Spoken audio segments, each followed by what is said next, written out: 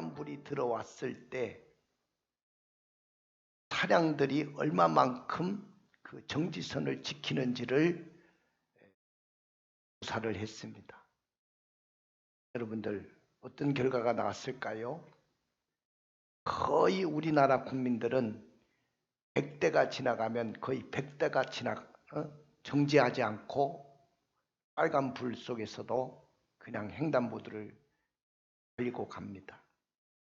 그러다가 어떤 사람이 정지선을 딱 지키면 야, 이건 희귀한 일이다. 그래가지고 이경규가 뛰어들어가서 당신은 우리 국민의 자부심을 갖게 만든 양심적인 대한민국 국민입니다. 이 양심 냉장고를 당신에게 드립니다 하고 빵빠레를 울려주면서 박수를 쳐주고 냉장고를 선물로 하는 것입니다. 참 이경규 씨가 그걸 진행하면서 참 마음에 실망이 많이 됐던 것 같아요. 그러면 저 유럽에 사는 사람들은, 선진국의 사람들은 어떤 결과가 나올까 궁금했습니다. 그래서 1998년 프랑스의 프랑스 월드컵이 열렸을 때 그때 김치 냉장고를 싣고 양심 냉장고를 싣고 파리로 갔습니다. 똑같은 방법이었습니다. 새벽 2시에서 3시 사이 모든 사람들이 잠드는 시간, 또 차량들이 거의 다니지 않는 시간에 얼마만큼 정지선을 잘 지키는지를 조사를 해봤습니다. 근데 여러분들 놀라지 않을 수가 없었습니다.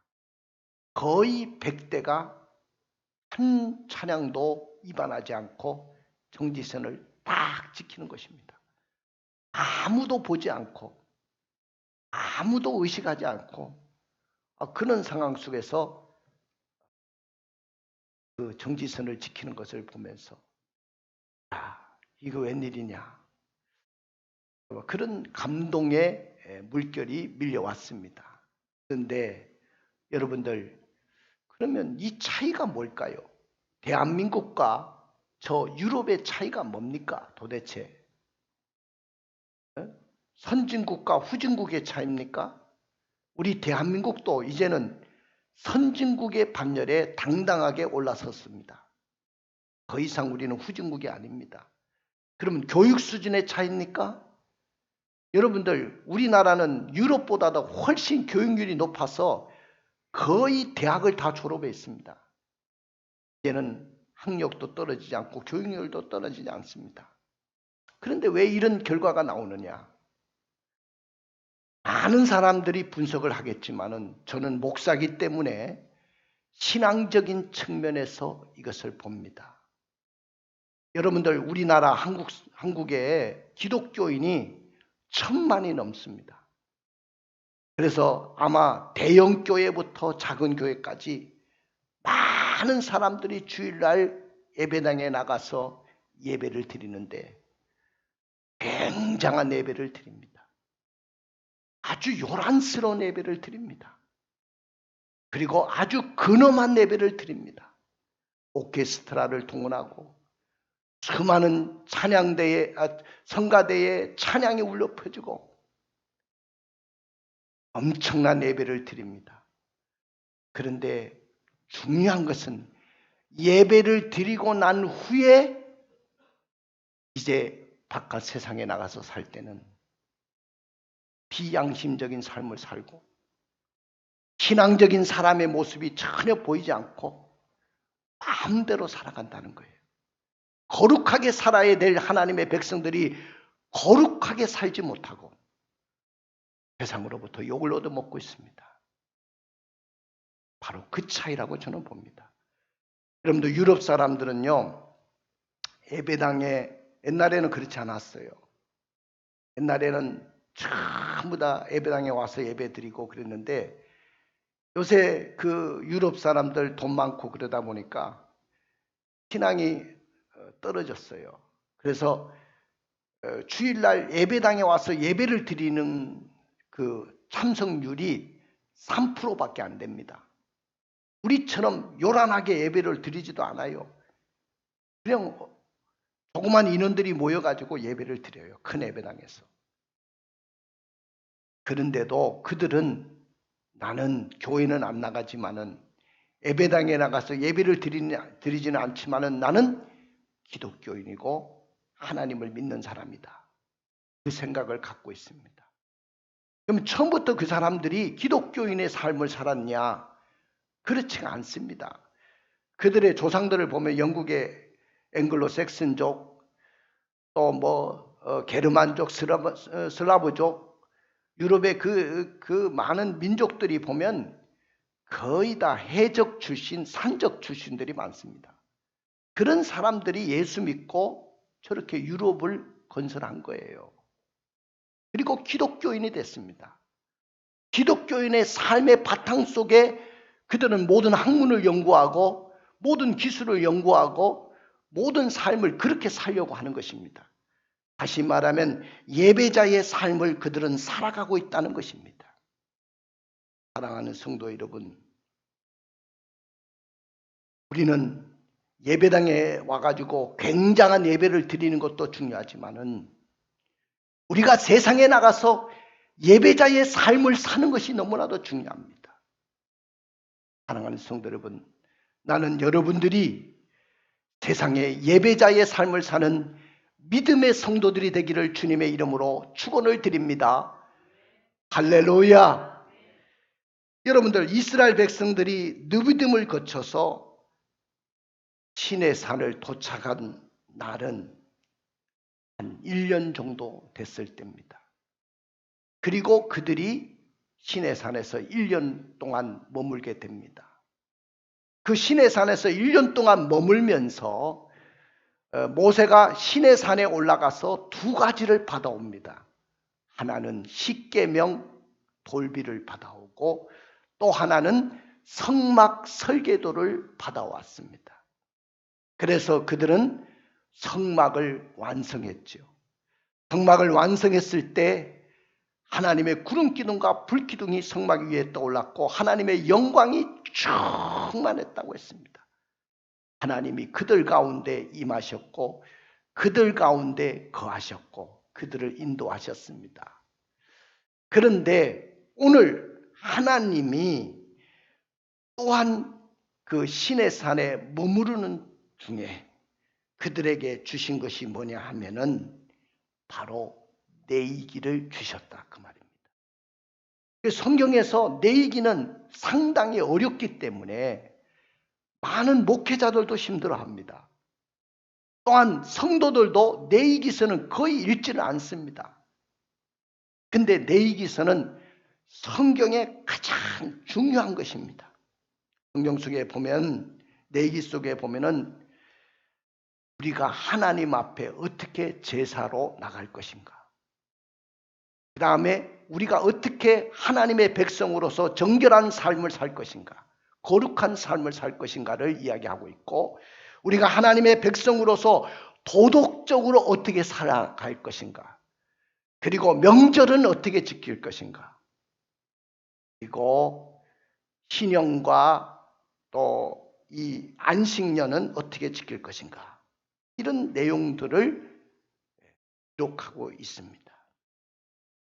그러니까 한마디로 말하면 내기서의 가장 큰 주제는 뭐냐 하면은 하나님 앞에 나가서 제사 드리는 제사와 어떻게 거룩하게 살아갈 것인가, 성화의 삶을 오늘 우리에게 말씀하고 있는 것이죠. 여러분들, 오늘 우리는 한마디로 말하면 이 내이기는 하나님의 백성으로서 사는 법을 가르쳐주고 있어요. 내가 하나님의 백성이고 내가 그리스도인이라면 어떻게 삶을 살아야 되는지를 말씀하고 있어요. 예배만 요란하게 드리는 것이 아니고 내가 세상 속에서 어떻게 예배자의 삶을 사는지를 우리에게 가르쳐주고 있어요. 내이기를 잘 이해하면 성경의 사이클이 이해가 됩니다. 내이기가 힘들다고 느껴질지 몰라도 여러분들 이 문화, 성경의 문화로서 우리가 세상을 보게 됩니다. 그래서 레위기서는 큰 주제가 뭐냐 하면은 하나님께 나아가는 방법, 그것이 제사고요. 그리고 두 번째 11장부터는 하나님과 어떻게 동행하며 살 것인가, 성화의 삶을 우리에게 말씀하고 있습니다. 여러분들, 구약의 제사는 오늘날 예배입니다. 믿으십니까? 구약의 5대 제사는 오늘날로 말하면 우리가 하나님 앞에 나와서 예배를 드리는 거예요. 하나님을 섬기는 방법을 제사로 그렇게 드렸지만은 오늘 이 시대에 예배에 관해서 말씀하고 있는 거예요. 그러니까 지금 현재는 구약의 제사 제도가 다 끝났어요. 폐지됐습니다. 그러나 제사의 정신은 그대로 남아있다는 거예요. 구약의 제사 제도는 폐지됐지만은 구약의 그 제사의 정신은 지금도 살아서 역사하고 있다는 겁니다. 예배를 보면 예배가 뭡니까? 예배는 두 가지 요소가 있어요. 하나님께 드리는 것이 있고 하나님께서 주시는 것을 내가 받는 것이 있어요. 그럼 우리가 하나님 앞에 나와서 뭘 드리죠? 찬양을 드려요. 그러니까 찬양하는 시간이 너무너무 중요한 거예요. 하나님을 높이고 하나님을 찬양하고 하나님께 영광을 돌리는 그 시간이야말로 너무너무 중요한 시간이에요. 근데 어떤 사람은 찬양할 때 입도 벌리지 않고 찬양을 부르는 거 봤어요. 여러분들, 일개 대통령이 입장할 때도 대통령이 입장합니다 하면 뭐가 울려 퍼집니까? 대통령 창가가 울려 퍼져요. 일개 인간이 등장하는데도 대통령 창가가 울려 퍼지는데, 하나님 앞에 예배를 드리는데 찬양하는 그 순서야말로 얼마나 중요합니까? 감격이 넘치고 열정이 넘치는 그런 시간이고 하나님의 임재를 경험하는 시간이에요. 두 번째는요, 뭘 드리죠? 기도를 드립니다. 우리는 하나님 앞에 기도를 드리는 거예요. 기도 드리는 것은 나의 소원도 아뢰고 하나님의 뜻이 이 땅에 이루어지기를 원하는 기도를 드리는 거예요. 그리고 나의 헌물을 드립니다. 구약에서는 제물을 드렸지만은 신약에서는 헌물을 드리는데, 이 헌물은 나의 모든 것을 드립니다. 나의 삶을 드립니다. 내 몸을 드립니다 하는 고백이에요. 그리고 뭘 받습니까? 목사님을 통해서 말씀을 받는 거예요. 이 말씀을 받는 시간은 하나님이 이 목사님을 통해서 하나님의 음성을 듣고 하나님이 오늘 나에게 주시는 메시지를 듣는 거예요. 하나님이 오늘 목사님을 통해서 일주일 동안 살아갈 수 있는 역의 양식을 주시는 거예요. 얼마나 중요한 시간인지 몰라요. 그리고 마지막에 목사님을 통해서 축복 기도를 받아요. 예배 잘 드리고 축복 기도 받지 않으면 그 예배 헛거드린 겁니다. 그래서 내가 옛날에 보니까 이 미군 부대 가까이에 내가 옛날 청년 사역을 했는데, 청년들이 미군들이요, 예배를 끝나면 목사님 축복 기도를 받으려고 옵니다. 자기들끼리 예배 드리다가도. 그만큼 중요하게 생각해요. 그래서 하나님은 범죄한 인간들에게 하나님을 만나는 길을 열어놓으셨는데, 나를 만나려거든 제단으로 와라. 근데 구약의 제사를 드리려고 하면 제단이 있어야 되는데, 신약에는 예수님의 십자가의 제단이 있어요. 그리고 제사를 드리려고 하면 제물이 있어야 되는데, 구약에는 양이나 소나 비둘기 같은 염소와 같은 것들이 제물이 됐습니다. 근데 예수님이 자신이 희생의 제물이 되셨어요. 신약에는. 그래서 예수님을 희생 제물로 삼아서 우리는 하나님 앞에 예배를 드리는 거야. 그리고 제사장이 있어야 되잖아요. 제사를 드리려면 예수님이 우리의 대제사장이 되셔서 단번에 제사를 드린 것입니다. 믿으십니까? 구약에는 5가지 제사가 있어요. 우리 한번 화면 띄워줘 보세요. 자, 5대 제사가 있는데 5대 제사는 첫째는 번제입니다. 그 다음에 소제입니다. 그리고 하목제고 속제제, 속건제가 있습니다. 자, 넘겨보세요. 자, 번제, 하나님께 드리는 번제가 있습니다. 번제는 그 제물을 불살라서 하나님 앞에 화제로 여호와께 향기로운 냄새로 드리는 제사가 번제죠. 자, 이 번제는요, 자신을 하나님 앞에 드린다는 헌신을 상징합니다. 또 넘겨보세요. 자, 또 이 번제고요. 번제를 드리는 장면이죠. 그 다음에 소제가 있습니다. 소제는 유일하게 하나님 앞에 곡물 제사입니다. 곡물 제사. 근데 이 곡물 제사인 소제는 하나님 앞에 감사의 제사입니다. 하나님 앞에 감사하며 드리는 그런 제사가 바로 소제입니다. 그 다음에 또 넘겨보세요. 또 넘겨보세요. 하목제죠. 여러분들 하목제물도 물론 제물을 가지고 짐승의 제물을 가지고 드리는데 여러분들 예수님이 이 땅에 오셔서 우리의 하목제물이 되셨어요. 하나님과 원수된 우리들을 하목제물로 하나님이 제물이 되셔서 죽으셨다는 것입니다. 그러니까 우리가 하나님 앞에 화목하기 위해서는 화목제물로 구약제사는 드려졌다. 그런 이야기죠. 넘겨보세요. 또 화목제물, 그 다음에 속제제가 나옵니다. 여러분들 이 속제제는 내가 하나님 앞에 잘못한 것이 있고 내가 음란하게 살았던 것이 있고 내가 하나님 생각으로 범죄한 죄들이 있고 행동으로 지은 죄들이 있으면 구약의 성도들은 속제제를 드렸습니다. 반드시 양을 잡고 소를 잡고 비둘기를 잡아서 속죄제를 드렸어요. 자, 그 다음에 또 넘겨보세요. 자, 속건제가 있는데 속죄제와 속건제의 차이는 뭐냐면 똑같이 제물을 드리는데 반드시 제물을 드리고 난 후에 성물이라든지 사람에게 손해를 끼친 거 있으면 배상을 하는 겁니다. 배상하지 않으면 안 돼요. 배상 제사입니다. 얼마나 배상해야 되냐? 4배나 갚아야 돼. 그러니까 우리 성물 이거 하나도 여러분들 주의 이름으로 바쳐진 선물은 이건 너무너무 귀한 거예요. 함부로 쓰면 안 돼요. 옛날에 우리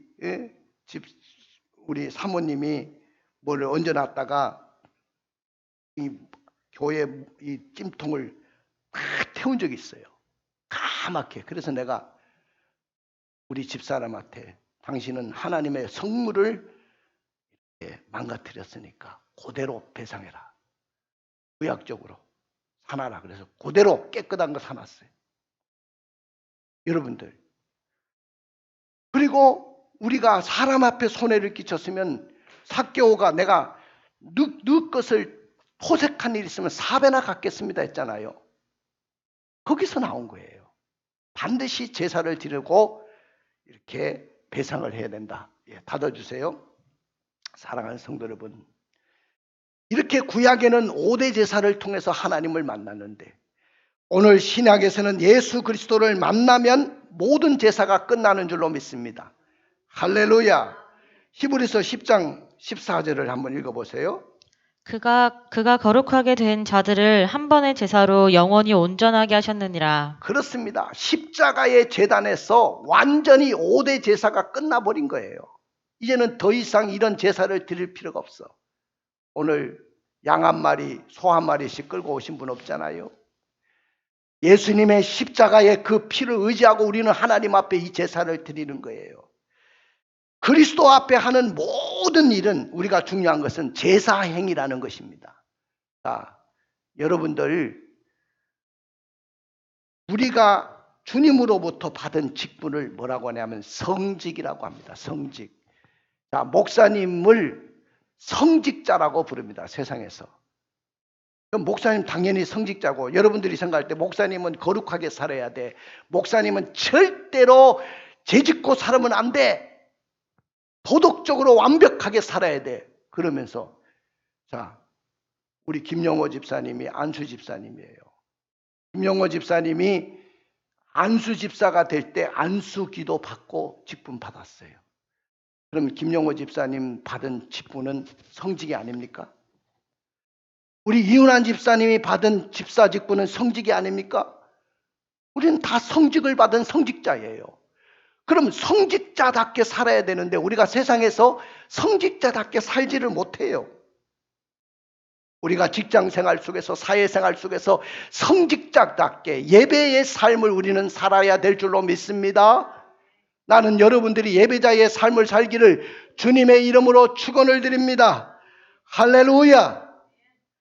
그러니까 오늘 왜 구약의 제사가 신약의 예배의 삶으로 이어져야 되는지, 무엇이 중요한지를 여러분들이 생각하셔야 됩니다.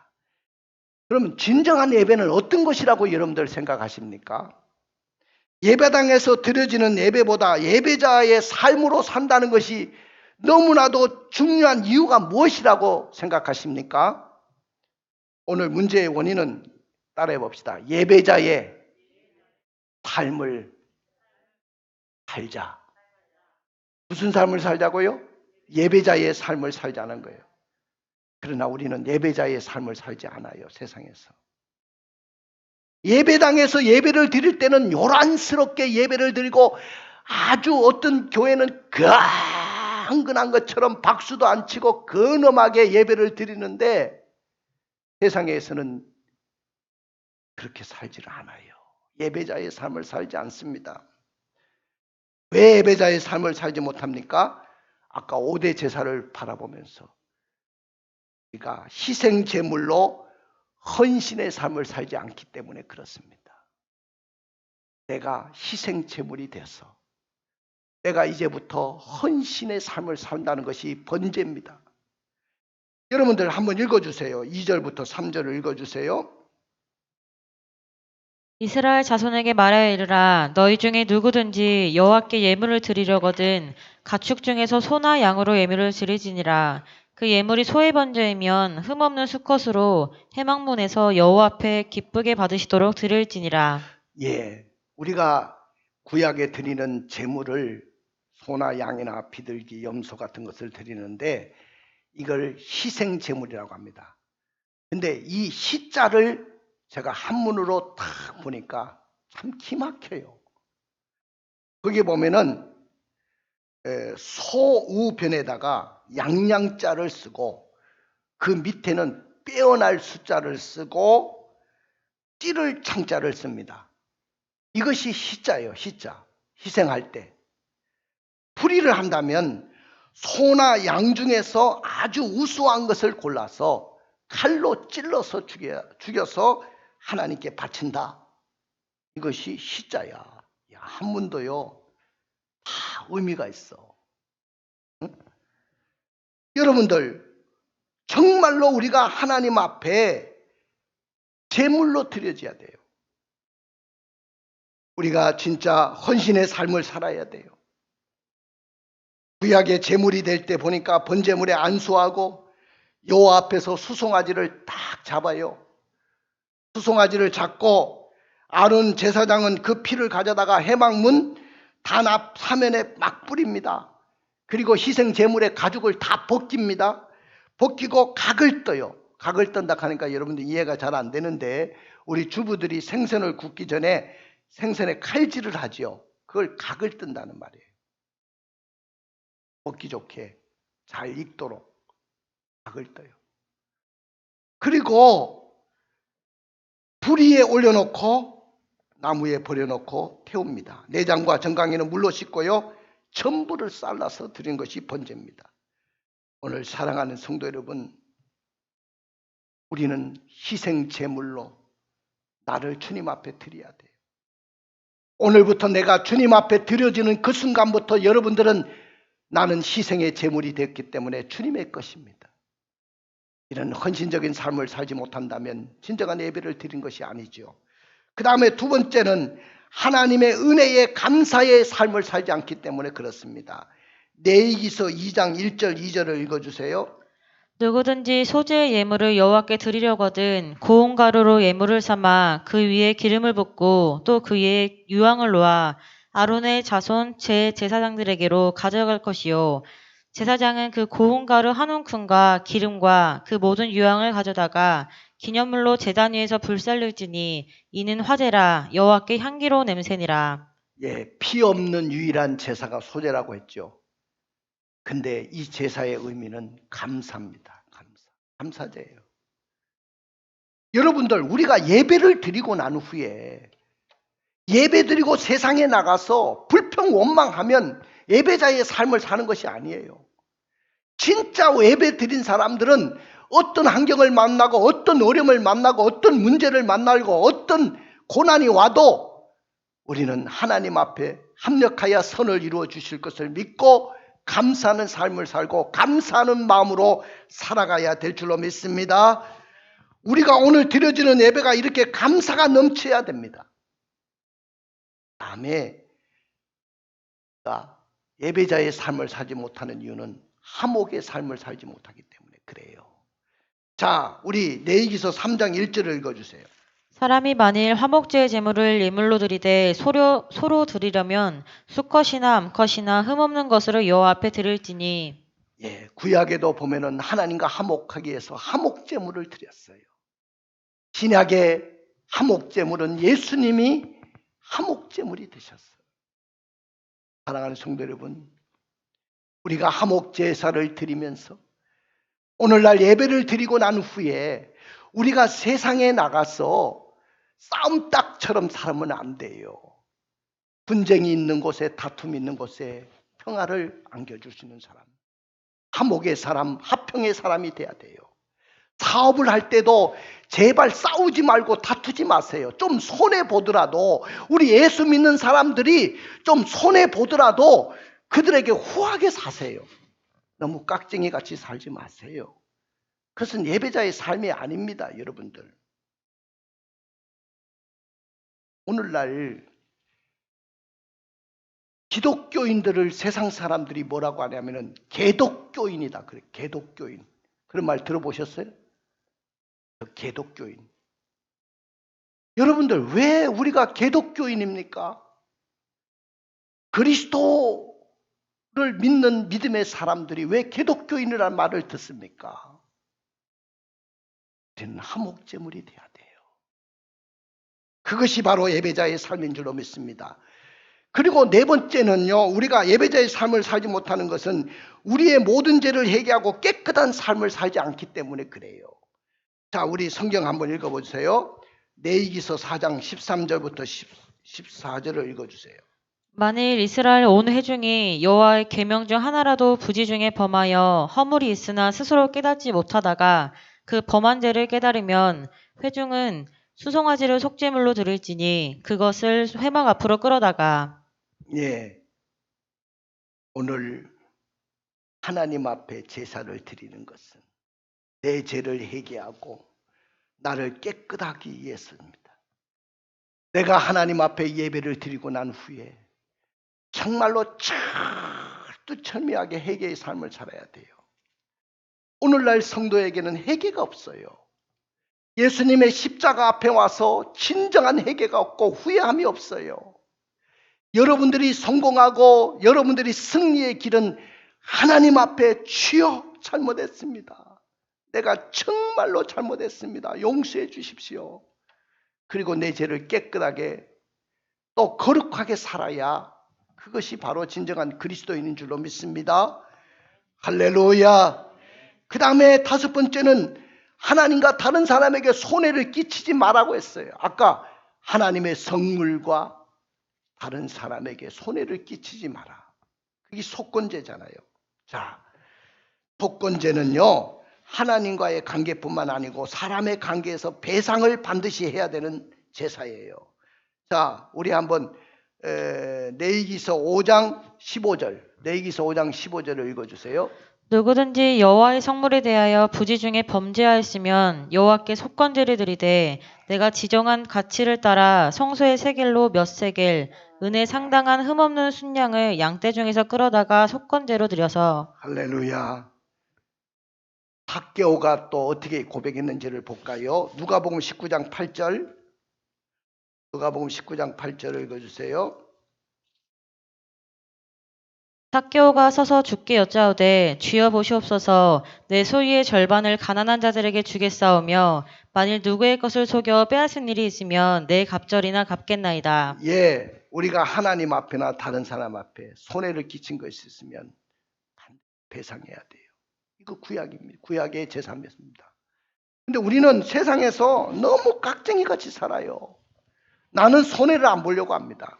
다른 사람에게 손해를 끼치고도 그 손해에 대해서 책임을 지려고 하지 않습니다.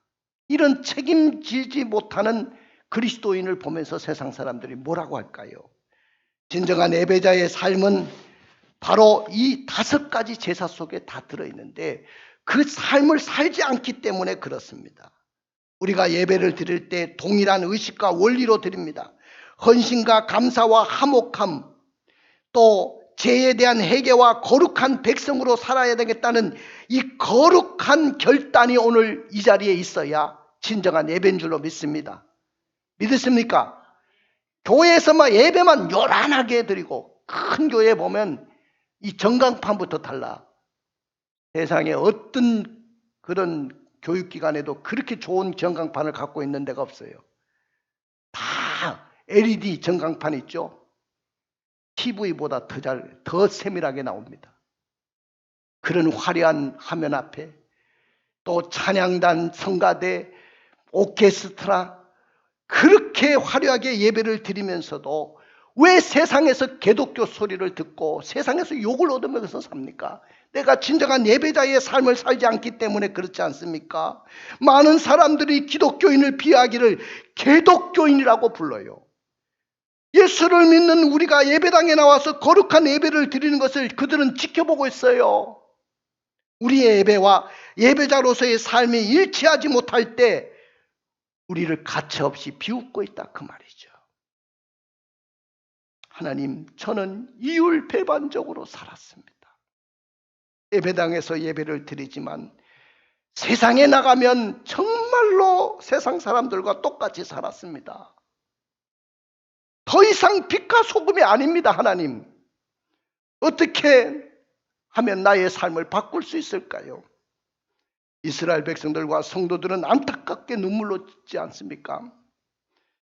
오늘 하나님은 그럼에도 불구하고 하나님은 우리를 예배자의 삶을 살기를 원하시는 줄로 믿습니다. 예배 시간에 진정한 예배자가 되기를 원하시고 너희들은 진정한 예배자의 삶을 살아라. 세상에 가서 빛과 소금이 되라고 오늘 우리에게 말씀합니다. 어두워져가는 이 세상에 빛이 되십시오. 썩어져가는 이 세상에 한 줌의 소금이 되십시오. 이것이 바로 예배자의 삶입니다. 하나님은 예배를 통해서 교통하시는 분이신 줄로 믿습니다. 영으로 오셔서 우리 가운데 임하시는 분이세요. 하나님은 예배자의 삶을 어떻게 살라고 하냐면은 예배를 드릴 때 생명력이 넘치는 예배가 되기를 원하셔요. 여러분들, 이 예배는 살아있는 예배가 돼야 돼요. 영적인 예배가 돼야 돼요. 신령과 진정으로 드려지는 영적인 예배, 이 예배만 드리고 나면 하나님을 만나고 하나님을 경험하고 하나님을 만남으로 치유의 역사가 일어나고 회복의 역사가 일어나는 이런 놀라운 사건들이 이 예배 속에서 일어나야 될 줄로 믿습니다. 예배 속에서 해답을 얻어야 돼요. 문제를 해결받을 수 있는 해답을 얻고 가셔야 됩니다. 그래야 여러분들은 세상에서 승리하는 것입니다. 예배가 막 거창하게 예배를 드린다고 거기에 생명력이 있는 것이 아니에요. 영적인 교통이 있어야 돼요. 오늘날 왜 젊은이들이 교회를 떠납니까? 왜 민물처럼 몰려왔다가 썰물처럼 다 빠져나가고 있습니까? 많은 이유가 있지만 저는 예배의 문제라고 봅니다. 예배가 젊은이들에게 더 이상 매력이 되지 못한 거예요. 물론 예배가 매력적이어야 된다는 말은 정말로 하나님을 감동시키고 사람을 감동시키는 그런 예배가 돼야 되겠죠. 그것이 살아있는 예배가 돼야 그 예배에 청소년들, 젊은이들이 붙들려 있는 것입니다. 어떤 사람은 예배 들으면서 딴 생각하고 딴정 피우고 옆에 사람하고 대화 쪽지를 막 주고받고, 어떤 사람은 교회가 무슨 수면장인 줄 알고 수면 그냥 숙면을 취하고 가시는 분도 있고, 어떤 사람들은 막 성경 읽는 시간인 줄 알고 성경책을 계속 넘기고 있습니다. 예배 시간에. 여러분들, 그래서 어떤 사람이 교회 와서 예배 드리는 모습을 보고, 불신자가 보니까 교회 성도들이 민방위 교육장에 온 사람들 같더라, 그런 표현을 해요. 여러분, 민방위 교육 안 가봤죠? 거기 가보면 다리 꼬고 있는 사람, 코 골고 조는 사람, 신문 갖다 놓고 신문 보는 사람, 뭐 강의는 강의대로 하고 지는 지대로 그렇게 합니다. 민방위 교육장 같은 그런 예배가 돼서는 안 되겠죠. 살아있는 예배가 돼야 됩니다. 그 다음에 예배는 현장감이 있어야 돼요. 자, 오늘날 청소년들, 젊은이들 전부 다 집에서 인터넷으로 예배 보는 사람 잘 들으세요. 자, 이 방송도 인터넷으로 나가는데 여러분들, 그 인터넷 방송의 예배는 현장감이 없어요. 제가 한국 시리즈 이 야구 마지막 결승전을 볼 때 그 결승전 그걸 보기 위해서 수십만 원을 주고 갑니다. 근데 집에서 TV를 보면 뭐 아나운서가 중계도 해주고, 해설가가 공이 잘못 들어왔다 뭐 하여튼 해설도 해주고, 더 자세하게 얼굴 표정도, 선수들의 표정도 볼 수 있는데, 구태여 왜 돈을 내면서 수십만 원씩 내면서 그 잠실 야구장으로 갑니까? 현장감을 느끼기 위해서입니다. 집에서 드리는 것은 생명력이 없고 현장감이 없어요. 정말로 예배당에 나와서 예배를 드려야 현장감이 넘치는 거예요. 목사님과 얼굴을 맞대고, 성도들과 얼굴을 맞대고, 하나님 앞에 예배당에 내가 앉아 있을 때 그때 현장감을 느낄 수 있는 거예요. 이 현장감을 느끼는 예배가 신령과 진정으로 드리는 예배인 줄로 믿습니다. 그 다음에 진정한 예배의 삶을 드리기를 원해요. 아까도 이야기했지만 우리는 순교자의 삶을 살아야 되고, 우리는 예배자의 삶을 살아야 돼요. 세상 속에서 그렇게 살아야 돼요. 내 몸을 하나님 앞에 이미 드렸어요. 헌신했어요. 그러므로 바울은 이 이야기를 뭐라고 했냐면은, 우리 몸을 통해서 이루어지는 모든 삶을 거룩한 제물이 드리는 것이 그리스도인이 드릴 진정한 예배라고 이야기했어요. 한번 읽어보세요. 로마서 12장 1절입니다. 그러므로 형제들아, 내가 하나님의 모든 자비하심으로 너희를 권하노니 너희 몸을 하나님이 기뻐하시는 거룩한 산 제물로 드리라. 이는 너희가 드릴 영적 예배니라. 그렇습니다. 우리 몸을 통해서 이루어지는 모든 삶은 거룩한 제물이 되어서 그리스도인이 드릴 진정한 예배라고 이야기했어요. 나는 여러분들이 이런 예배가 되기를 주님의 이름으로 축원을 드립니다. 따라해 보십시오. 신앙생활은 예배자의 삶을 사는 것입니다. 그렇습니다. 신앙생활이라는 것은 생명력이 넘치는 예배를 드리는 것이고, 신앙생활이라는 것은 현장감이 넘치는 예배를 드리는 것이고, 진정한 예배자의 삶을 살아가는 것입니다. 그런데 우리가 신앙생활에 예배자의 삶을 살지 못한다면 우리는 더 이상 세상에서 빛과 소금이 아니에요. 예수님이 너희는 세상에서 빛과 소금이라고 했는데, 예배자의 삶을 당신들이 살아가지 못한다면 여러분들은 더 이상 빛과 소금이 아닙니다. 빛과 소금이 되세요. 그러므로 신앙생활은 예배하는 삶을 사는 것입니다. 예배를 잘 드리면, 다윗 왕이 진정한 예배자거든요. 그분은 왕이지만은 문들아 열어라, 왕이 나가신다. 전쟁에 능하신 왕이 나가신다. 만왕의 왕이 나가신다. 자기도 왕인데 나 외에 진정한 왕이 있다고 고백하고, 그분은 진정한 예배자로 섰어요.